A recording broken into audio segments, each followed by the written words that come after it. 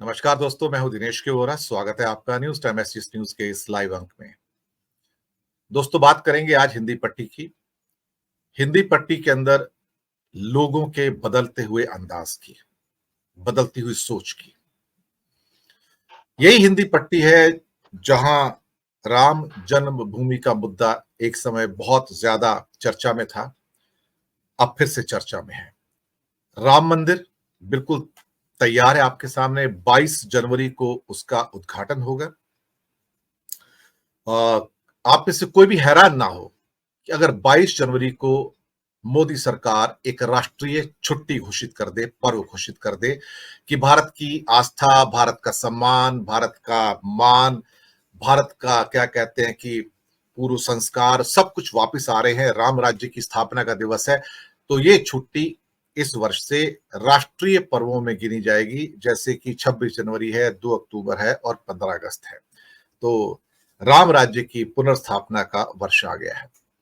लेकिन इसी के साथ हिंदी पट्टी के अंदर जो सारे राज्य आते हैं, हिमाचल है, हरियाणा है, दिल्ली है, उत्तराखंड है, उसके साथ आप यूपी को जोड़ सकते हैं, राजस्थान है, एमपी, छत्तीसगढ़, और हाँ, ईस्टर्न फ्लैंक में जाके आप बिहार को और क्या कहते हैं कि झारखंड को भी उसमें समेट सकते हैं। हालांकि वो थोड़ा ईस्टर्न वर्ड थोड़ा सा अलग हो जाता है। खैर, लेकिन यहां पर जो हिंदी पट्टी में भाजपा का जो प्रभुत्व है वो अभी से बढ़ना शुरू हो गया है, जिसको हमने खास तौर से जो 3 राज्यों के चुनाव थे हिंदी पट्टी के उसमें देखा। और उसका जो मेरी अपनी रिसर्च थी, जो मैंने पूरे एपिसोड्स भी किए, बार बार बात भी की है, उसका सारा श्रेय जो जाता है वो 18 से 24 साल के सेगमेंट को जाता है कि इस हिंदी पट्टी के अंदर 4.25 करोड़ वोटर्स का इंक्रीज हुआ है। और इसमें से ये सारे के सारे व्हाट्सएप ग्रुप के बंदे हैं, एक तरह से देखा जाए युवा हैं, तो ये सब मोदी जी से प्रभावित है। इनके 80% वोट जो थे ये इनको गए हैं। तो मध्य प्रदेश में, छत्तीसगढ़ में, राजस्थान में जो वोट बढ़े हैं, एमपी राजस्थान में 60 लाख वोट बढ़े थे, और खासतौर से छत्तीसगढ़ में 25 लाख वोट बढ़े। और इन्होंने एक बहुत बड़ा डिसाइसिव फैक्टर उसके अंदर क्या कहते हैं कि पेश किया है। अब रही बात कि अब हिंदी पट्टी में क्या होने जा रहा है, मुझे लगता है कि बहुत बड़ा कुछ होने जा रहा है। पहली बात तो है कि जो राम मंदिर की स्थापना के साथ एक नया पैराडाइम स्थापित होने जा रहा है, बहुत बड़ा पैराडाइम स्थापित होगा, और जिसके द्वारा हिंदी पट्टी को पूर्णतः स्वीप करने की कोशिश की जाएगी।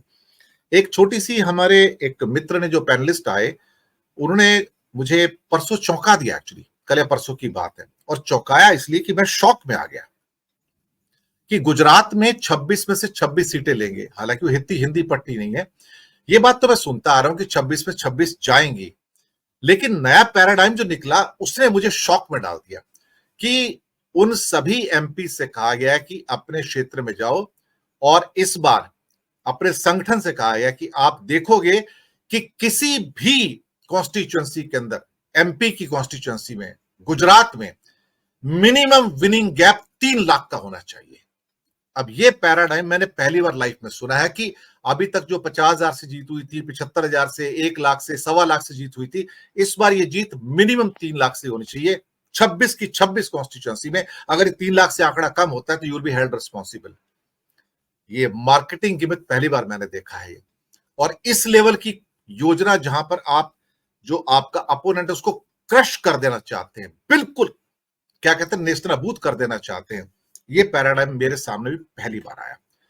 यही पैराडाइम लागू होने जा रहा है यूपी में, बिहार में, झारखंड में, छत्तीसगढ़ में, एमपी में, राजस्थान में, हरियाणा में, हिमाचल में, और बाकी उत्तर पट्टी के जो थोड़ी बहुत सीटें बच गई थी ना कहीं इक्का दुक्का, इस बार उन्हें भी समेटने की तैयारी है। और उत्तर प्रदेश में शायद ये सीटें बढ़ाकर 75 तक करने की तैयारी है, क्योंकि अब उद्देश्य यह है कि कांग्रेस के साथ साथ समाजवादी पार्टी, बीएसपी, आरजेडी और जेडीयू को भी पूरा ध्वस्त कर दिया जाए।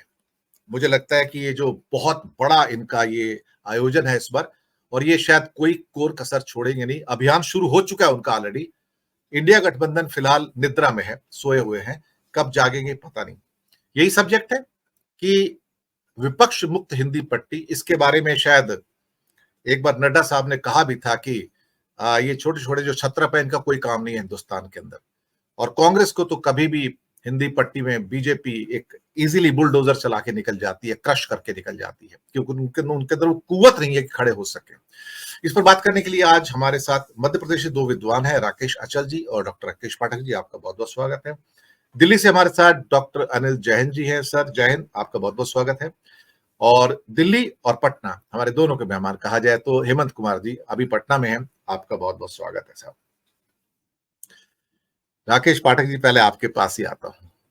आपसे हमेशा सीखता रहता हूँ, कुछ ना कुछ नया भी मिलता है, और जब 1 घंटे का प्रोग्राम समाप्त होता है तब अपने सभी विद्वानों से मैं कुछ सीख के जाता हूँ, तो something gets added to my information bank sir. तो आपसे जो भी सूचनाएं आती हैं वो मेरे लिए बड़ी महत्वपूर्ण है। लेकिन बीजेपी का नया पैराडाइम मुझे चौंका दिया कि मिनिमम गैप उनको 3 लाख चाहिए लोकसभा कॉन्स्टिट्यूएंसी में। ये this is something shocked me actually. Rakesh Pathak ji, देखिए सर, मिनिमम गैप की बात अगर हम छोड़ भी दें तो उनको एक अपराजेय राजसत्ता चाहिए और जो पूरे देश में हो, देशव्यापी हो। अब उनका लक्ष्य धीरे धीरे ये है कि देश को एक दलीय शासन व्यवस्था में परिवर्तित कर देना है। एक रोचक तथ्य मेरे ध्यान में आया है कल परसों, मैं उसकी अभी पुष्टि नहीं कर पा रहा हूं, लेकिन किसी बहुत जिम्मेदार पत्रकार ने ट्विटर पर लिखा है कि जिस दिन मध्य प्रदेश में डॉक्टर मोहन यादव शपथ ले रहे थे मुख्यमंत्री की, उस दिन बिहार में यादव बाहुल्य क्षेत्रों में भारतीय जनता पार्टी ने कुछ आउटडोर वैन लगाई थी जिन पर बड़ी स्क्रीन लगा के, डिजिटल स्क्रीन लगा के मोहन यादव के शपथ ग्रहण को बिहार में दिखाया गया था। आदरणीय हेमंत जी वहां हैं पटना में, अगर वे इसकी पुष्टि करें तो बेहतर है। किसी बहुत जिम्मेदार पत्रकार ने ही लिखा है, मेरे ख्याल से या तो राजदीप ने लिखा है या रोहिणी सिंह ने लिखा है, मैं एकदम याद नहीं कर पा रहा हूं। आप कल्पना कर सकते हैं चुनाव मशीनरी का यह तौर तरीका कि मध्य प्रदेश में एक यादव शपथ ले रहा है, बिहार के यादवों को लालू यादव, तेजस्वी यादव या नीतीश का जो गठबंधन है उसमें से निकालकर अपने पाले में लाने के लिए आप बिहार के गांव गांव में, तहसीलों में, जिलों में सीधा प्रसारण दिखा रहे हैं भोपाल के लाल परेड मैदान के शपथ ग्रहण का। यानी उनका लक्ष्य कितना दूर तक है, और इस लक्ष्य को पूरा करने में पहली बाधा उनके लिए कांग्रेस है। दूसरे नंबर पर फिर समाजवादी पार्टी, नीतीश कुमार की पार्टी या ममता बनर्जी, या दक्षिण में चले जाए तो डीएमके वगैरह हैं। वे इस बात को समझ चुके हैं कर्नाटक और तेलंगाना की हार के बाद कि दक्षिण का प्रवेश द्वार लगभग उड़का दिया है। वहां की जनता ने पूरी तरह बंद तो नहीं किया, लोकतंत्र में कोई दरवाजा कभी किसी के लिए बंद नहीं होता, लेकिन मैं अपनी देशज भाषा में कहूं तो भारतीय जनता पार्टी मोदी शाह के लिए भारत का आधा हिस्सा, विंध्याचल के उस पार का जो दरवाजा है वो उड़का दिया गया है। इसलिए उस कमी को, उस गड्ढे को पूरा करने के लिए हिंदी भारत में, गोबर पट्टी में, इस हृदय प्रदेश में, जिसमें मध्य प्रदेश को तो हृदय प्रदेश ही कहा जाता है देश का, यहां से लेकर जितने राज्य आपने गिना दिए थे उन सब में ऐसा लक्ष्य लेकर रखा जा रहा है कि उस खाई को दूसरी कोई पार्टी पाट न सके। ये जो 3 लाख वोटों का अंतर रखने का लक्ष्य है, ये सिर्फ 3 लाख वोटों तक सीमित नहीं है, अंततः क्षेत्रीय दलों को खत्म करने का इरादा इसमें है। जेपी नड्डा कह ही चुके हैं, बिहार में ही कहा था पटना में, हेमंत जी जहां बैठे हैं, कि थोड़े दिनों बाद क्षेत्रीय पार्टियां खत्म हो जाएंगी पूरी तरह। बहुत स्पष्ट उन्होंने कहा था कि हमारा लक्ष्य है क्षेत्रीय पार्टियों को खत्म करना। तो जो पार्टी दुनिया की सबसे बड़ी राजनीतिक पार्टी होने का दावा करती है वो अपने सिवा किसी के भी अस्तित्व को स्वीकार करने को तैयार नहीं है। उत्तर प्रदेश में उसे समाजवादी पार्टी को खत्म करना है, बिहार में जनता दल यूनाइटेड को खत्म करना है, या जितने भी बाकी राज्य हैं। अब बीजू जनता दल का भी क्या करेंगे हमें नहीं पता, उनके साथ भी उनके खट्टे मीठे रिश्ते बने रहते हैं।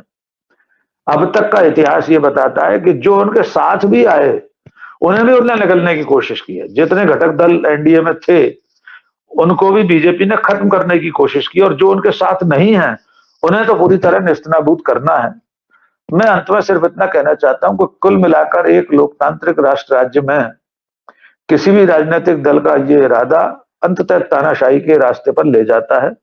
आप कल्पना करके सिर्फ देख लीजिए कि आजादी के समय पंडित जवाहरलाल नेहरू, सरदार पटेल, मौलाना आजाद, इन सब लोगों ने अगर यही नियत रखी होती, इसी तरह की नीति बनाई होती, तो आज इनका किसी का अस्तित्व होता क्या? आजादी की बात तो सबसे बड़ा विकल्प उस वक्त वामपंथी दल थे। दूसरे नंबर पर 1952 के चुनाव में कम्युनिस्ट पार्टियों को वोट मिला था, लेकिन नेहरू, पटेल, इन सब लोगों ने तो ये नहीं किया। यही वजह है कि आज हमारा लोकतंत्र तमाम सारे बहुआयामी विकल्पों के साथ सामने खड़ा है, जीवंत लोकतंत्र है। अगर इसमें सब पार्टियों को खत्म कर देंगे आप, एक दलीय बचेगा तंत्र पूरा, तो वो तो तानाशाही होगी सीधे सीधे। फिर तो चीन की कम्युनिस्ट पार्टी, जिसे भारतीय जनता पार्टी माननीय नरेंद्र मोदी आदर्श समझते हैं, जिसका पाठ्यक्रम जानने के लिए डॉक्टर राम माधव चीन आते जाते रहे हैं, संघ के तमाम पदाधिकारी आते जाते रहे हैं, ये सीखने के लिए कि चीन में कैसे एक पार्टी सरकार चला रही इतने दिनों से। और उनका तो इतिहास, उनकी तो आधार भूमि ही मुंजे साहब गए थे मुसोलिनी से दीक्षा प्राप्त करने के लिए। तो आगे आगे देखिए आगे होने वाला क्या है। अंततः इस देश को पूरी तरह तानाशाही के रास्ते पर ले जाने की कोशिश हो रही है। अब इसे जनता रोक पाती है कि नहीं, ये देखना होगा। जी दिनेश जी।